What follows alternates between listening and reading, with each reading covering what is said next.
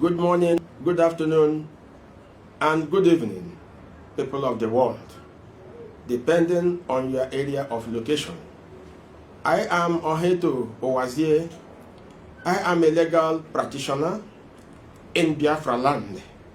I do cases for Ipob, and we are covered by legal immunity because we have case with Nigerian government pending in the courts in Nigeria. And based on that, I granted an interview to a Lagos-based national newspaper called The Wheel. In the interview, I exposed a lot of issues. And ever since then, the DSS has not allowed me to rest. They've been calling me to come and denounce the interview, cancel it if possible, renounce it, claiming that it is not mine, so that they can clamp down on the editor and the newspaper that granted the said interview. And I am not ready to do that. He in fact went as one Nuhu Muhammad of the DSS, even went further to tell me that at the end of the exercise, they are going to reward me handsomely. I said, I can't do, no, it's not possible. We are Biafrans. I belong to Nnamdi Kanu Ipob. We don't receive bribe. I won't.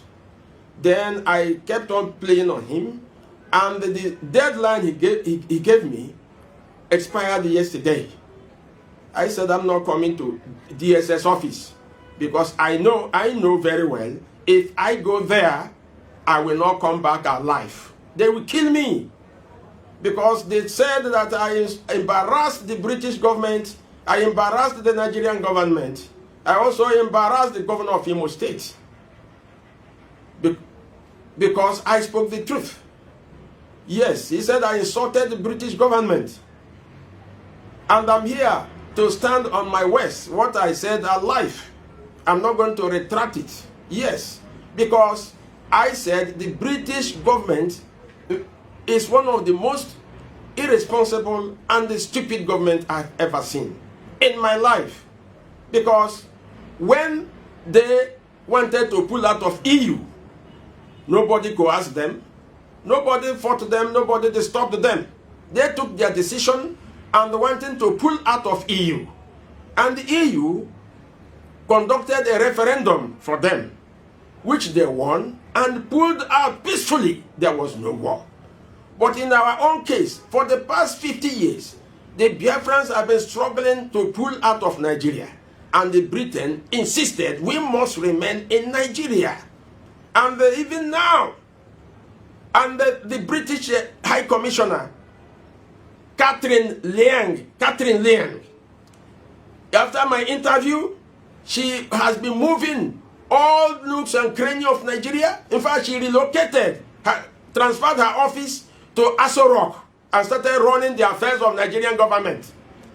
In fact, recently she has been moving the whole Biafra land, meeting with all our corrupt politicians and corrupt businessmen, trying to persuade them to frustrate Nnamdi Kanu's effort, try to frustrate restoration of Biafra, that we must remain in Nigeria. And we are saying no.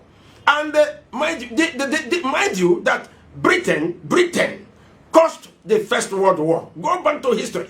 Britain caused the First World War. And this Britain caused the Second World War. And this Britain wants to cause another Third World War in the Biafran case. And I'm appealing, crying to the world not to allow this. All democratic world should rise up. The conscience of the world should rise up against this evil that they want to perpetrate.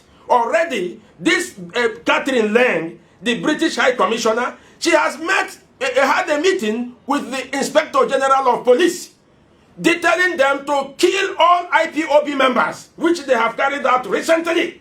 If you go to the mortuary in Federal Medical Center, it's filled up with youths. Thousands of youths have been gunned down by police and the military. Go to the mortuary at Aladema, filled up with corpses of young boys, young Igbo boys. The one at Obonkuru filled up with young Igbo boys shot, and now they are now carrying. When they shoot, they carry the corpses. When they shoot, they carry the corpses. And you talk, they kill you. Nobody wants to say anything. Nobody wants to say anything. And they keep on shooting, killing. Even night, if they meet you in the night, you are gone. They meet you in a lonely place, you are gone. They meet you even in the market, but you see them shooting sporadically to intimidate, to cow us down, to drop the Biafran struggle. And we said no. Even as I'm giving this interview, don't be surprised they may get at me. I don't care, because already I'm a dead man. I see myself as a dead man, and that is why I'm granting this interview. I am calling on the world. I am calling on the world. I am calling on the American government, led by Joe Biden, to intervene in this case. I am calling on the Canadian government to intervene immediately. I am calling on the state of Israel, led by Netanyahu. I'm a Jew. Come into this matter, intervene. Otherwise, there will be a repeat of a Rwanda case, where a tribe rose up and annihilated another tribe. The Fulanis want to annihilate us. Honestly, I am calling on the world to come in. And not only this, they also accuse me that I insulted the Sultan of the Sokoto Caliphate. I didn't. Sokoto Osman Danfodio was a stranger in Nigeria. He's not a Nigerian ab initio. He came from Mauritania and wandered into Nigeria, with the Islam. Conquered Sokoto, Castina, and Kano. That's where his empire ended. And now they want to push it further. But the recent government of the cabal, the Sokoto cabal, they now went and they brought in their brothers from Mauritania, from Senegal, from Gambia, from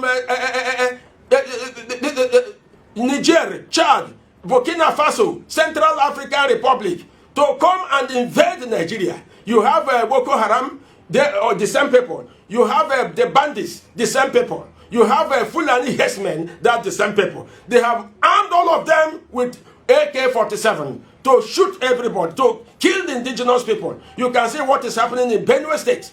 They have eliminated almost all the youth in that place. Even in Kogi State, the same thing. In the West, in Yoruba land, the same thing. And even here in Africa, they are now using the soldiers to deal with us, so that thereafter, the invaders will now come in and the conquest will be complete. We are calling on the world, the civilized world, the conscience of the world, to come and rescue Biafra. This battle is much. This battle is much. They have the backing of the Arabs, backing them, giving them arms and giving them money to destroy us. I am calling on the world to rise up. And mind you, I am not going to answer DSS. I will not. I will not, because if I do, I will be a dead person. So the world, don't allow them to kill me. My interview stands. And besides, the British government, don't allow the British government to cause another third world war for the world. Thank you very much. God bless you all.